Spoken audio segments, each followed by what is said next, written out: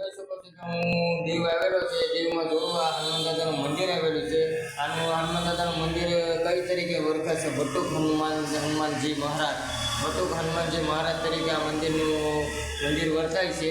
આ હનુમાન દાદાનું મંદિર છે, તમે જોઈ શકો છો. આ દાદા છે હનુમાન દાદા, શ્રી રામ ભક્ત હનુમાન દાદા, જેની પુત્ર છે શ્રી હનુમાન દાદા બેઠે પણ આવેલા છે. આ હનુમાન દાદા છે, તમે જોઈ શકો છો. આ હનુમાન દાદા છે. તમે ગમે ત્યારે દીવ આવો, રોડ ઉપર દીવ એટલે રોડ ઉપર આ મંદિર આવેલું છે, તે જરૂરથી દર્શન કરજો. ને આ દાદા તમારી ઈચ્છા મનોકામના બધી પૂરી કરે એવી દાદાને નમ્ર વિનંતી કરું છું. કે આ દાદા બધીની આ વિડીયો જોઈને બધી ઈચ્છા મનોકામના સફળતા પૂરી કરે. જય શ્રી રામચંદ્ર.